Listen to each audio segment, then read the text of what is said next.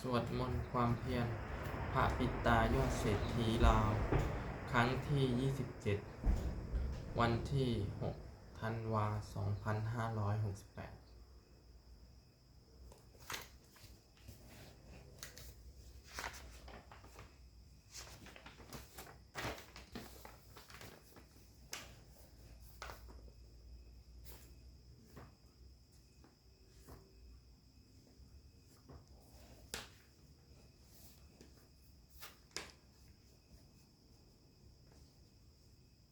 บัดนี้เป็นครั้งที่ 27 ตรงกับวันที่ 6 ธันวาคม 2568ข้าพเจ้านายธิดีมิกราชขอเปล่งวาจาสาธยายพุทธมนต์ถวายเป็นพุทธบูชาธรรมบูชาสังฆบูชาและเป็นอาจาริยบูชาแด่องค์พระกรปฏิเถรเจ้าองค์หลวงปู่สำเร็จรุ่นหลวงปู่บุญเดชหลวงปู่ศิลาตลอดทั้งครูบาอาจารย์ผู้เป็นเจ้าของวิชาจินดามณีขอเทพเทวดาเจ้าทั้งหลายโปรดจงมาอนุโมทนาในการสวดสาธยายของข้าพเจ้านี้ขออนุภาพคุณพระรัตนตรัยครูบาอาจารย์และเทพเทวดาทั้งหลายโปรดจงบันดาลให้จิตของข้าพเจ้าเป็นสมาธิอันควรแก่การสวดสาธยายมนต์ต่อไป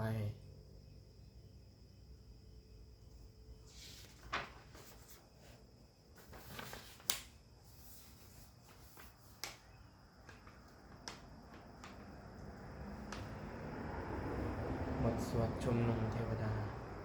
สัมมันตาจักกวาเวสุอัตตคัจฉันตุเทวตาสัทธัมมังมุนิราชัสสะสุนันตุสักขะโมคทังสักเคกาเมจะรูเปสิริขะละตะเตจันตะลิเขวิมาเนทีเปรัตเถจะคาเมตะลุวะนะคหะเนเคหะวัตถุมหิเขเตมุมมาจายันตุเทวาชลทละวิสมะสเมยกะคันทัพพะนาคาติทันตาสันติเกยังมุนิวละวจนังสาธโวเมสุนันตุธรรมัสสะวนกาโลอายัมภทันตาธรรมัสสะวนกาโลอายัมภทันตาธรรมัสสะวนกาโลอายัมภทันตา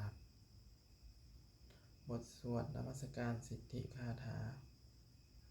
นะโมตัสสะภะคะวะโตอะระหะโตสัมมาสัมพุทธัสสะนะโมตัสสะภะคะวะโตอะระหะโตสัมมาสัมพุทธัสสะนะโมตัสสะภะคะวะโตอะระหะโตสัมมาสัมพุทธัสสะบทสวดสัจจกิริยาคาถานัตถิเมสรณังอัญญังพุทโธเมสรณังมะลัง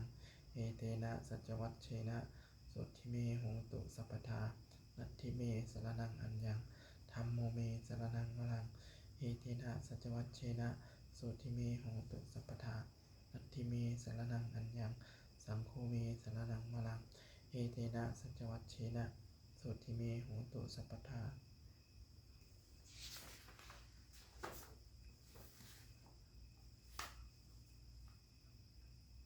บทสวดมหากาโลนิโกนาโถติอาธิกาคาถามหากาโลนิโกนาโถอัฏฐายสัพพปานินังภูเรตวาปารมีสัพพาปัตโตสัมโพธิมัตตมังเอเตนะสัจวัชเชนะมาโหนตุสัพพุปัทวะมหากาโลนิโกนาโถสหิตายะสัพพปานินังภูเรตวาปารมีสัพพาปัตโตสัมโพธิมัตตมังเอเตนะสัจวัชเชนะมาโหนตุสัพพุปัทวะมหากาลุนิโกนาโถสุขายะ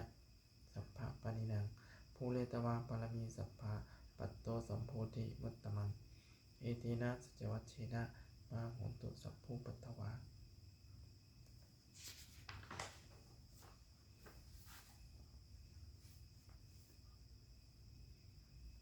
บทสวดมหาสมัยสูตรเอวัมเมสุตังเอกังสมยันภควาสักเคสุวิหารติกปิลาวัตุสมิงมหาวณีมหาตาภิกขุสังเคนะสัตถิงปัญจมัตเตหิภิกขุสเตหิสัพเพหิวะอรหันเตหิทัสหิจะโลกธาตุหิเทวตาเยปุยเยนะสันนิปติตาโหนติภควันตังทัสสนายะภิกขุสังคัญจะอัตโกจะตุนนังสุทธาวาสกายิกานังเทวานังเอตทะโหสิอายังโหภควาสักเคสุวิหารติกปิลาวัตุสมิงมหาวณีมหาตาภิกขุสังเคนะสัตถิปัญจมัตเตหิภิกขุส สเตหิสัพเพเหวะอรหันเตหิทัสสหิจะโลกธาตุหิเทวตาเยปุยเยนะสันนิปนิตาโหนติภคะวันตังทัสสนายะภิกขุสังฆัญจะยันนุนะมะยัปปิเยนะภคะวาเทนุปะสังกะเยเมยามะอุปะสังฆามิตวาภควโตสันติเกปัจเจกคาถาภาเสยยามาติอัตโคตาเทวตาเสยยะถาปินามะพลวาปุริโสสัมมันชิตังวาพาหังปัสสาเลยยะปัสสาลิตังวาพาหังสัมมินเชยยะเอวะมีมะสุทธาวาเสสุเทเวสุอันตรหิตาภควโตปุระโตปาตุละหังสุอัตโคตาเทวตาภควันตังอภิวาเทตวาเอกมันตังอัตถังสุเอกมันตังติตาโขเอกาเทวตาภควโตสันติเกอิมังคาถังอภาสิมหาสมโยปวานัสมิงเทวกายาสัมมาคตาอาคาตัมหะอิมังธรรมะสมยังทักขิตาเยวะอัปปราชิตะสังขันติอัตโคอัปปราเทวตาภควโตสันติเกอิมังคาถังอภาสิตัตตาภิกขโวสัมมาทะหังสุปิตาอัตตโนชุกะมะกังสุสาระถีวะเนตานิพเหตวาอินทริยานิลักขันติปันทิตาติ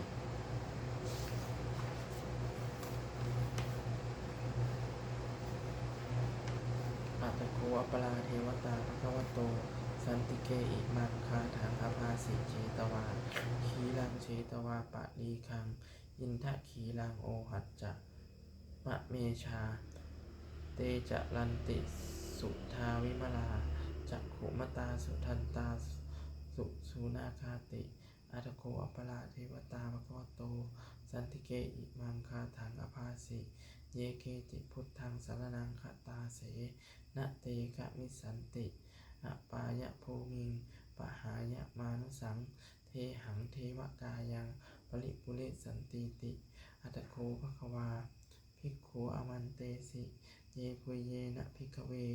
ทัสสะสุโลกธาตุสุเทวตาสันนิปติตาโหนติตถาคตังทัสสนายะภิกขุสังฆัญจะเยเตภิกขเวเหสุงอาทิตวัฏฐานังอรหันโตสัมมาสัมพุทธาเตสัมปิภควันตานังเอตปรมะเยวะเทวตาสันนิปติตาอะเหสุงเสยยะถาปิไมหังเอตละหิเยปิเตภิกขเวภวิสันติอนาคตมัฏฐานังอรหันโตสัมมาสัมพุทธาเตสัมปิภควันตานังเอตปรมาเยวะเทวตาสันนิปติตาภวิสันติเสยยะถาปิไมหัง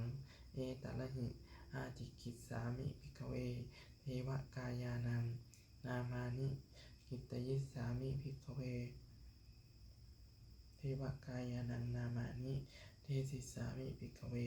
เทวกายานังนามานิตังสุนาถาสาธุกังมนสิกะโลทะภาสิสามิเอติเอวัมพันเตติโขเตภิกขุภควโตปัจจัสโสสุภควาอิตะ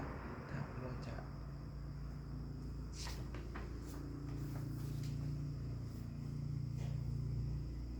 สิโลกามนุษย์กัสสามิยัตถะภูมมาตทัสสิตาเยสิตาคิริคัพพลังปะหิตัตตาสมาหิตาปุถุสีหาวะลันลีนาโลมะหังสาภิสัมพุโนโอทาตมะนะสาพุทธาวิปัสสนะมะนาวิลาพิโยปัญจสเตยัตตวาวะเนกปิลาวัฏเวตะโตอมันตยิสัทธาสาวเกสัสเนรเตเทวกายาอภิกันตาเตวิชานาถภิกขโวเตจะอาตปะมะกลุงสุตวาพุทธศาสนังเตสัมปาตุละหุญานังอมนุสสานะทัสสนังอเปเกสตมัตถัคโขง สหัสสังอะทะสัตตลิงสตังเอเกสหัสสานังอะมนุสสานะมัตตสุงอเปเกนันตมัตตคุงทิสาสัพพาปุถาหุงตัจจะสัพพังอภิญญายะวะวัคคิตวานะจักขุมาตัตโตอมันตยิสัทธาสาวเคสัสเนรติเทวกายะภิกันตาเทวิชานาถภิกขโวเยวหังคิตยิสามิกิลาหิอนุปุปปโสสัตตะสหัสสาวยขาภูมากาปิลวัฏฐวาอิทธิมันโตชุติมันโตวันนมันโตยสัสสิโนโมทะมนาภิกามุภิกขุนังสมิติงวนังยสหัสสาหิมาวตายขานันตวันนิโนอิทธิมันโตชุติมันโตวันนมันโตยสัสสิโน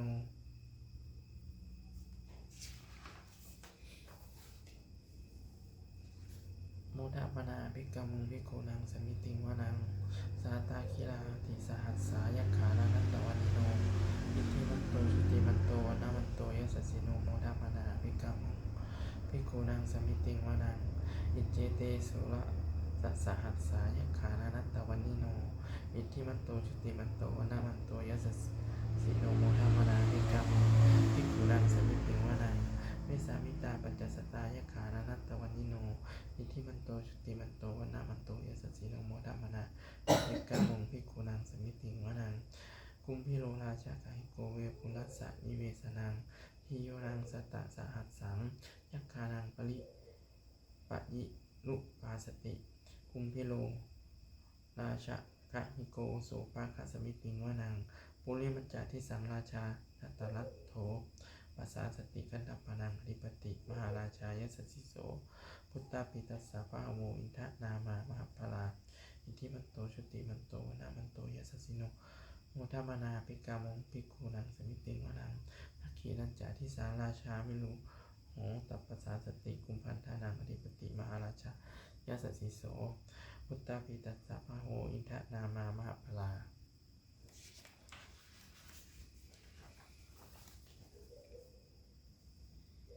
อิทธิมันโตชุติมันโตวันนะมันโตยสัสสิโนโมทะมนาภิกามง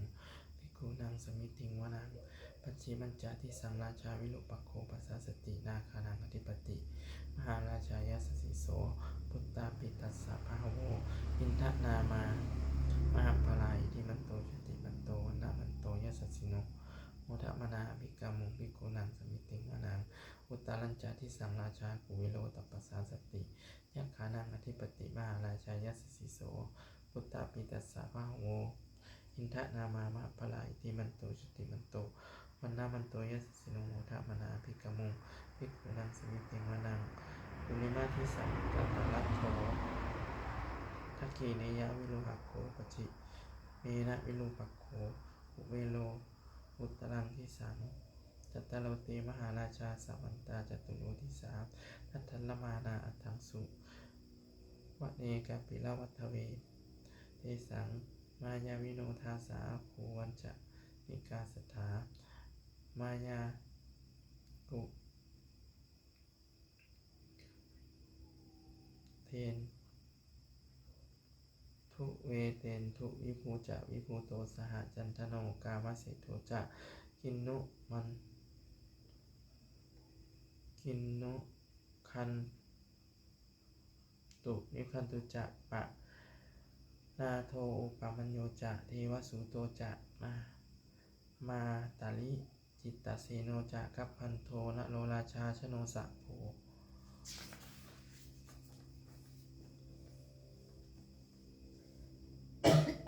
อาคูปัจจะสิโกเจวะติมปโลสุริยวัชสาเอเตจันเยจะราชโนคันทัพพาสหราชุพิโมทะมานาภิกามงภิกขุนังสมิติงวนังอัฏฐคูนาภัสสานาคาเวสาลาสหตัจจกากัมภะรัสสตตลาอาคูปายาคาสหญาติภิยามุนาทัตตรัตถาจะอาคูนาคายสัสสิโน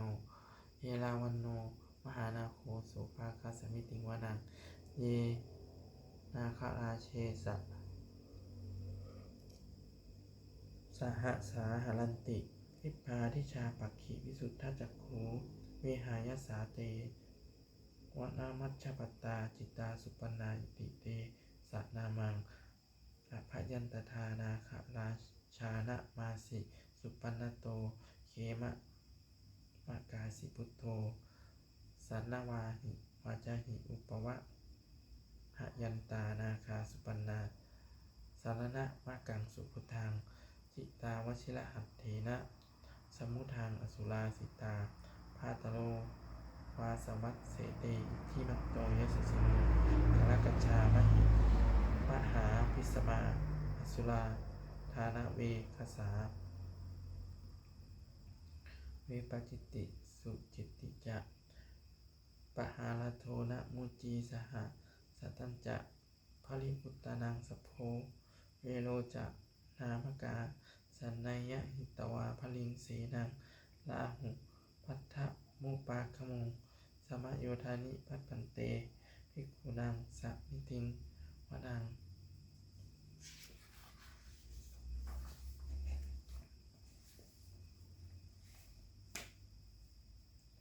อาโปจะเทวาปัทวีจะ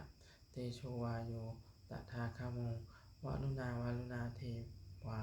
โสโมจะยัสสสาสหเมตตากรุณากายิกาอาคูเทวายัสสสิโนทะเสเตทัสสากายาสพเพนานัตตวันิโนอิติมันโตชุติมันโตนามันโตยัสสสิโนโมทามนะอภิกมุงภิกขุนังสมิติงวนะเพทุจะเทวาสะหะลีจะอสมาจะทุเวยมาจันทัสสุปานิสาเทวาจันตะอาคูกุลกิตาสุริยัสสุปานิสาเทวาสุริยะอาคูกุลกิตานักขตานิกุลกิตาวาอาคูมันทวะลากาวาสุนังวาสโมเทโทสัพโพปาคังอินทโททัสเสเตทัสสทากายาสพเพนานัตตวันิโนอิติมันโตชุติมันโตมันนามันโตยัสสสิโนโมทัมมนาภิกมุงกูนังสมิติงวนังอาตาคูสาภูเทวาชละมัคคิลิมัคคิสิกขาลิวะอริธากาจาโรชาจะอุมมาปุพพะนิพาสิโนวรุนาสหธรรมาจะอัจจุตาจะอเนชกาสุเลยะลุจิลาอาคูอาคูวาสะวะเนสิโนทัสเสเตทัสสหกายาสัพเพนานัตตวันิโนอิทิมันโตชุติมันโตมนามันโตยัสสสิโนโมทามนาภิกมุงภิกขุนังสมิติงวนัง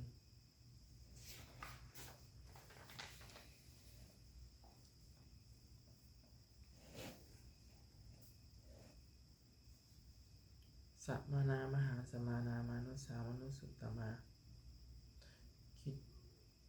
คิทธาปะทูสิกาอาคูปโนปะทูสิกาอาทาคูหารโยเทวาเยจะโลหิตะวาสิโนปาลคามหาปาลคาอาคูเทวายัสสสิโนทัสเสเตทัสสทากายาสัพเพนานัตตวันิโนอิทิมันโตชุติมันโตนามันโตยัสสสิโนมุทัมมนะอภิกมุงภิกขุนังสมิติงวนังสุกากลุมหาอนุนาอาคูเวคานานัสสาสหโอทาตะไคหาปมุขขาภูเทวาวิจักขณาสัทธามัตตาหาลักขชามิสกาจะยัสสสิโนทะนยังอาคาปะชุนโนโยทิสาอภิวัสติทะเสเตทัสสทากายาสัพเพนานัตตวันิโนอิทิมันโตชุติมันโตวนามันโตยัสสสิโนโมทามนะ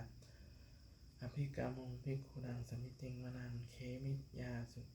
ตุสิตายามากัตถกาจะยัสสสิโนสัมพิตกาลามะสิทธาโชตินามาจะอาสวานิมมานละติโนอาโคอัฏฐาภูปะละนิมิตาทะเสเตทัสสทากายาสัพเพนานัตตวันิโน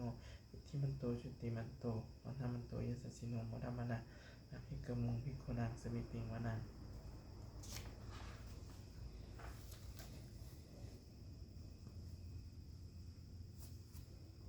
สัทเทเตเทวะนิกายาสัพเพนานัตตวันิโน นามันวะเยนะอาคันฉุงเยจันเยสะทิสาสหะปะวุฒะชาติมัคคีลัง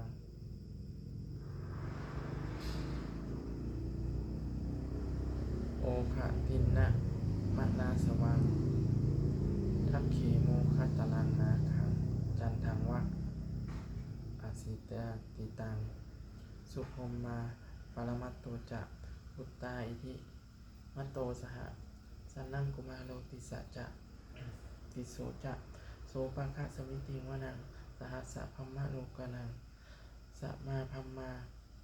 ภิติทติอุปปันโนชุติมันโตภิสมากายโยยะสัสสิโสทะเศรษฐะอิสลาอาโคปัจเจกะวะสะวัตติโนเตสัจจะมัชฌโตอาคาหาริโตปริวาริโตเตจะสัพเพอภิกันเตสินเทเทเวสามะสัพพมกีวาลสีนาภิกามิปัสสะกันหัสสะมันเทียงเอถะคันทะพันธนะราเคนะพันธะวัตถุโภสัมมันตาปะริวาลีทะมาวูมุนจิทะโกจินังอิติตัตถะมหาเสโนกันนะหะเสนังอัปเปสยิปานินาตาลมหะตะละมาหัจจะสตังกัตตวานะเพลาวังยะถาภาวุสโกเมโคฐานะยันโตสวิชุโกตถาโสปจุทาวัตติสังคุโทภะยะสังเววเสตันจะสัพพังอภิญญาวะวะกิตวานะจักขุมาตโตอมันตยิสัตตาสาวกีสัสสะเนระเตมาละเสนาภิกันตาเตวิชานาถาภิกขโว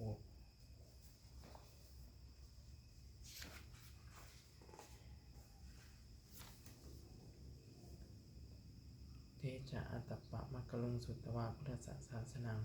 วิตะลาเคหิปักกามุงเนสังโลมาปิอินชยุงสัพเพวิชิตะสังคามาพัทยาทิตายสัสสิเนโมทันติ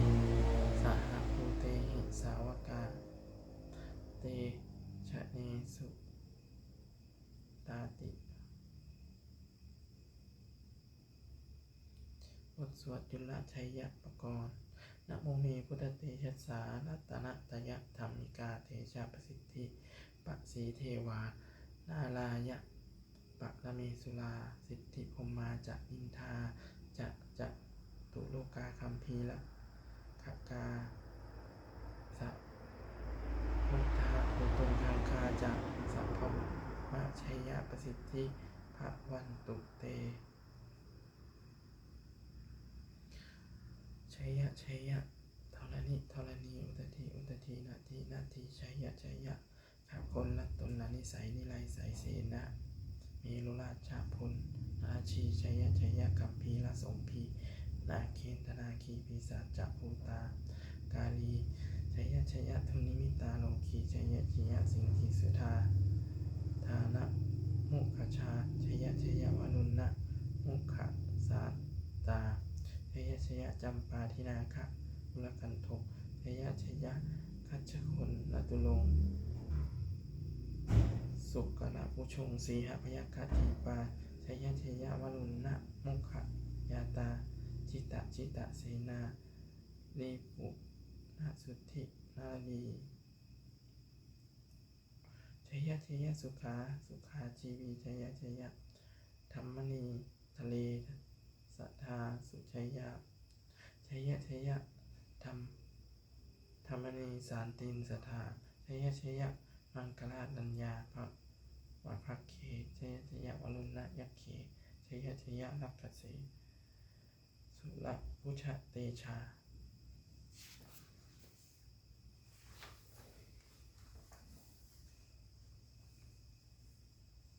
ชัยยะชัยยะภูมะเมนทคนาชัยยะชัยยะราชาธิยาราชสัจชัยชัยยะชัยยะปัตตวิงสัพพังชัยยะชัยยะอรหันตาปัจเจกพุทธสาวังชัยยะชัยยะมเหสโลหะเลหะลินเตวะชัย ยะชัยยะพรหมาสุรโขชัยยะชัยยะนาโควิโรหะโควิโรปโคจันติมาลวิอินโทจะเวระเตยโยจะกุเวโรวะมุโนปิจะอคิวายุจะปัจฉุนโหกุมารโลทัตตะระตะโขอัฏฐาระสามหาเทวาอิทิตาปัสสะอาทโยสิอิสิโนภาวกาสัพเพชัยยะลาโมภวันตุเตชัยยะธัมโมจะสังโฆจะทัปปะสาโรจจะชัยยะกังเอเตนะชัยยะเตชนะชัยยะโสติภวันตุเตเอเตนะพุทธะเตชนะโหตุเตชัยยะมังคลังชัยโยปิพุทธะสิริมันโตอายังมัสสะจะปปิมันโตปราชโยมุโคสยัมโพธิมันเตปโมทิตาชัยยะสัทธาภัมมะคณามเหสิโนชัยโยปิพุทธะสิริมันโตอายังมัสสะจะปปิมันโตปราชโย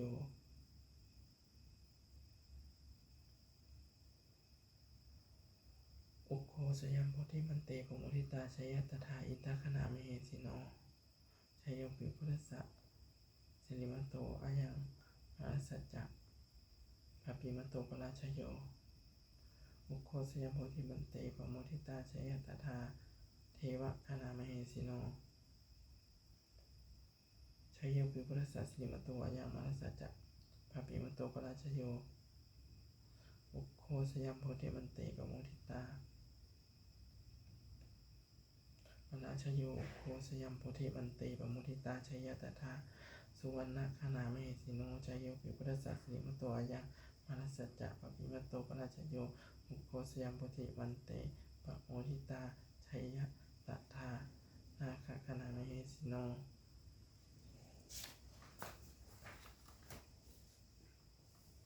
ชัยโยปิพุทธะสิริมันโตอายังมัสสะจะปปิมันโตปราชโยอุโคสยัมโพธิมันเตปโมทิตาชัยยะตถาสัพพัมมะคณามเหสิโนชัยยันโตโพธิยามูเลสักยานังนันทิวัตตโนเอวังตะวังวิชโยโหหิเทสุชยมังคะเลอัปปราชิตะปลังเกสีเสปัทวิปุคะเลอภิเสเกสพุทธเจ้าสัมภพุทธานังอคิตอคัปตโปปะโมทติสุนักขตังสุมาคลังสุปาตพัง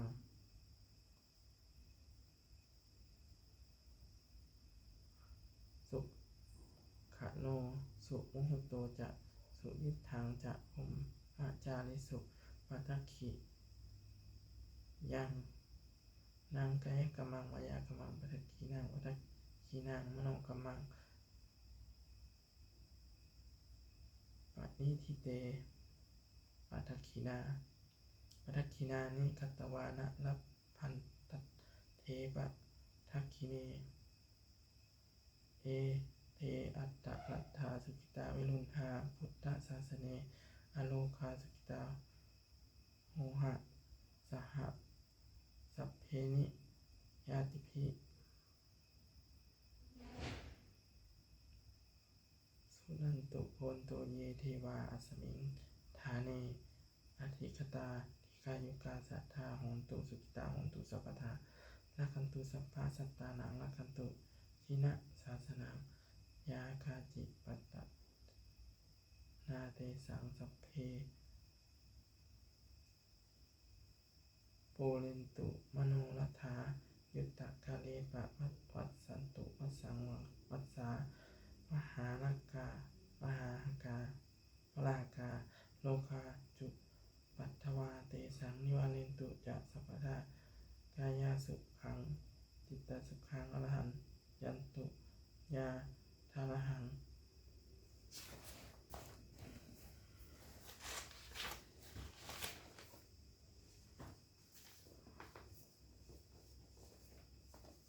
บทสวดธรรมนิยามสุตตังเอวเมสุตตังเอกังสมยังภควาสาวัตถิยังวิหารติเชตวเนอนากะปิ พินทิกัสสะอารามีตัตตะโขภควาภิกขุอมันเตสีภิกขะโวติภะทันเตติเตภิกขุภควโตปัจจัสโสสุงภควาเอตะทะอูจะอุปปาทาวาภิกขเวตะทาคตานังอนุปปาทาวาตถาคตานังทิตาวะสาธาตุธรรมัตถิตตาธรรมนิยามตาสัพเพสังขารานิจจาติตังตถาคโตอภิสัมพุทชาติอภิสเมติอภิสัมพุทธิตวาอภิสเมตวาจิข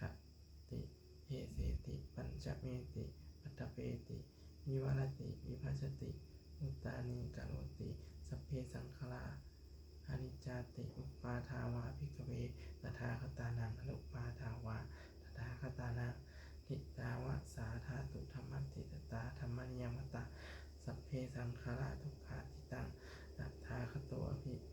สัมพุทชติอภิสเมติอภิสัมพุทธิตวาอภิสเมตวา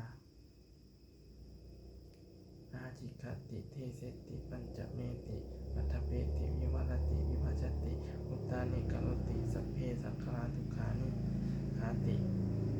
อุปปาทาวาภิกขเวตถาคตานังอนุปปาทาวาตถาคตานัง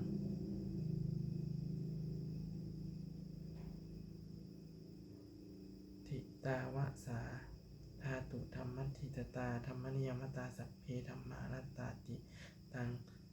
ตถาคโตอภิสัมมุชชติอภิสเมติอภิสัมมุชชิตวาอภิสเมตวาจิคติทีเสติปัญจเมติปัตตเปติวิวรติวิภัชติอุตตานีกโรติสัพเพธัมมานัตตาติอิทัมมะโอจะภควาอัตตมนาเตภิกขุภควโตภาสีตังอภินันตุนติ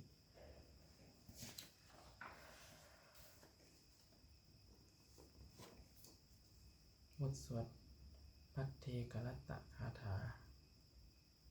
อติตังนานวาคะเมยะนัปปติกังเคอนาคตังบุคคลไม่ควรติดตามถึงสิ่งที่ล่วง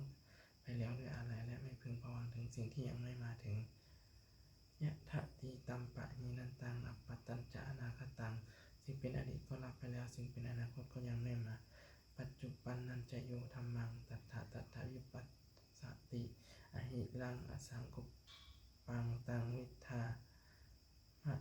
มุโภเยผู้ใดเห็นธรรมมันเกิดขึ้นเฉพาะหน้าในที่นั้นนั่นแจ่มแจ้งไม่งอนเงินขอนแก่นขอควรเคารพพ่อควรอาการชิ้นนั้นไว้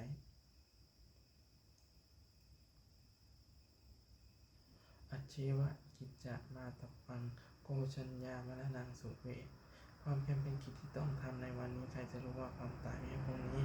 นะหิโรสังฆวันเตนะมหาเสนีนะปัจจุนาเพราะการผัดเพี้ยนต่อจุลซึ่งมีเสียหน้ามากย่อมไม่มีสำหรับเราเอวังวิหาริมาตาปิงอโหรตะมัตตันทิตังเวพัทเทกะโรติสันโตอจิกะเตมุนีมุนีผู้สงบย่อมกล่าวเรียกผู้มีความเพียรอยู่เช่นนั้นไม่เกียจคร้านหลังงอนกลางคืนว่าผู้เป็นอยู่แม้เพียงราตรีเดียวก็น่าชม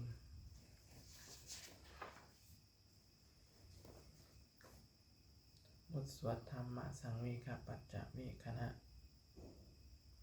สัพเพสังขาราอนิจจาสังขารคือร่างกายจิตใจและรูปธรรมนามธรรมทั้งหมดทั้งสิ้นมันไม่เที่ยงเกิดขึ้นแล้วดับไปมีแล้วหายไปสัพเพสังขาราทุกขาสังขารคือร่างกายจิตใจและรูปธรรมนามธรรมทั้งหมดทั้งสิ้นมันเป็นทุกข์ทนยากเพราะเกิดขึ้นแล้วแก่เจ็บตายไปสัพเพธัมมานัตตาสิ่งทั้งหลายทั้งปวงที่เป็นสังขารและไม่ใช่สังขารทั้งหมดทั้งสิ้นไม่ใช่ตัวไม่ใช่ตนไม่ควรถือว่าเราว่าของเราว่าตัวเราว่าตนของเราทุวังชีวิตังชีวิตเป็นของไม่ยั่งยืนทุวังมรณะความตายเป็นของยั่งยืนอวสังมยามริตพังเราจะพึงตายเป็นแท้มรณะปริโยสานังเมชีวิตเตชีวิตของเรามีแต่ความตายเป็นที่สุดรอบชีวิตตังเม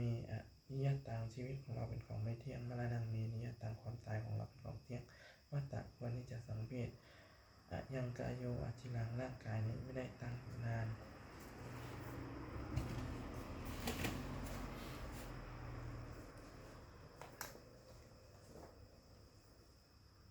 โทอันเขาทิ้งเสียแล้วปฏิเสธสติจากนอนทับปัทวิงซึ่งแผ่นดิน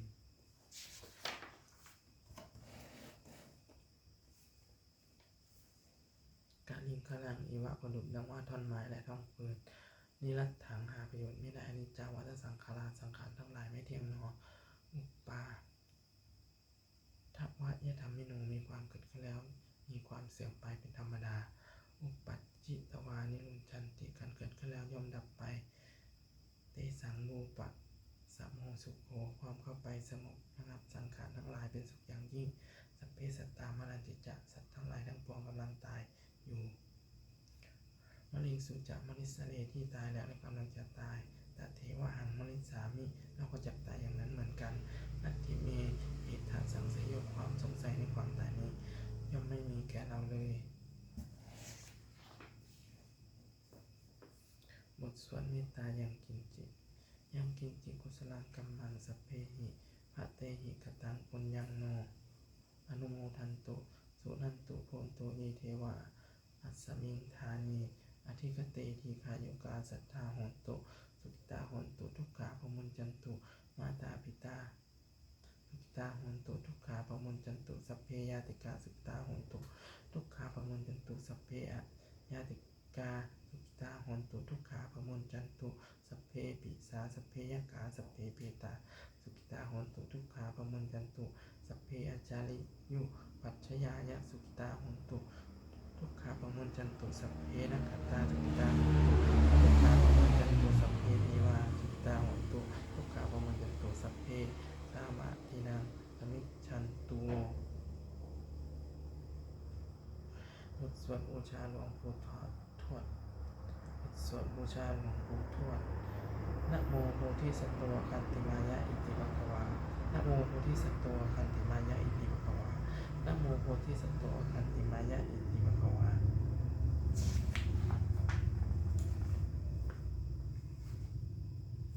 ปฏิทานคาถายาเทวตาสันติวิหารวาสินีทูเปคะเลโพธิคะเลตะหิงตาธรรมทาเนนะภวันตุปูชิตาโสทิงกะโลนเตทะวิหารมันทะเล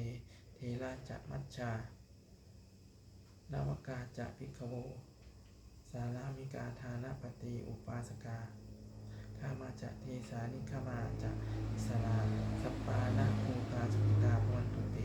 ชนะบูชาเยปิจักอันตะสัมภวาสังสีทัจจาตาทะโมปะภาติกานิยานิกังธรรมะวรังปฏิจจเตสัพเพปิทุกขัสสะกะโลนตุอังคยังธาตุจิรังตะสังธัมโมธัมโมวัฏราจะปุคลาสังโฆโหตุสมัคโควะอัฏฐายะจะหิตายะจะอัมเหรัคขตุสัทธัมโมสัพเพหิธัมมจาริโนพุทธิงสัมปานุเมยามะธัมเมอริยปะเวทิเตปะสันนาโหตุสัพเพหิปาริโนพุทธศาสเนธัมมาทานังพระเพจันโตกาลีเทโวปวัสสตุพุทธิภาวายะสัตตานัง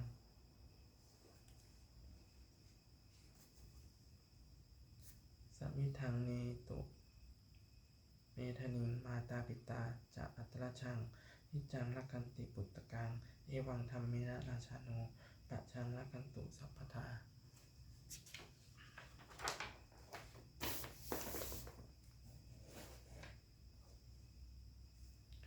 เทวตาอุยโยชนะคาถาบททรงเทวดา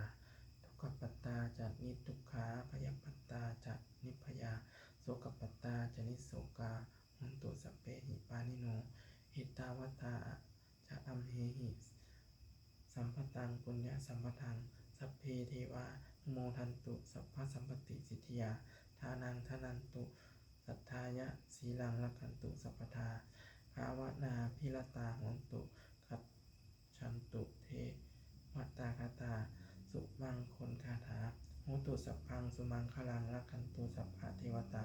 สัพพะพุทธานุภาเวนะสุติวันตุนิรันตระโหตุสัพพังสุมังคลังรักขันตุสัพพะเทวตาสัพพะธัมมานุภาเวนะสุติวันตุนิรันตระ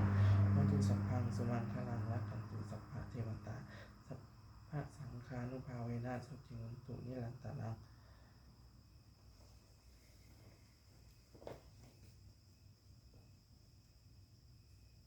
สัพเพพุทธาภลปัตตาปัญเจกานันจะยังพลังอรหันตานันจะติชนะรักขังพันธมิสัพพโสสัพเพพุทธาภลปัตตาปัญเจกานันจะยังพลังอรหันตานันจะติชนะรักขังพันธมิสัพพโสสัพเพพุทธาภลปัตตาปัญเจกานันจะยังพลังอรหันตานันจะติชนะรักขังพันธมิสัพพโสสัพเพพุทธาภลปัตตาปัญเจกานันจะยังพลังอรหันตานันจะติชนะรักขังพันธมิสัพพโสสัพเพพุทธาภลปัตตาปัจเจกานันจะยังพลังอรหันตานันจะติชนะรักขังพันธมิสัพพโสสัพเพพุทธาภลปัตตาปัจเจกานันจะยังพลังอรหันตานันจะติชนะรักขังพันธมิสัพพโสสัพเพพุทธาภลปัตตาปัจเจกานันจะยังพลังอรหันตานันจะติชนะรักขังพันธมิสัพพโสสัพเพพุทธาภลปัตตาปัจเจกานันจะยังพลังอรหันตานันจะติชนะรักขังพันธมิสัพพโสสัพเพพุทธาภลปัตตาปัญเจกานันจะยังพลังอรหันตานันจะติชนะรักขังพันธมิสัพพโส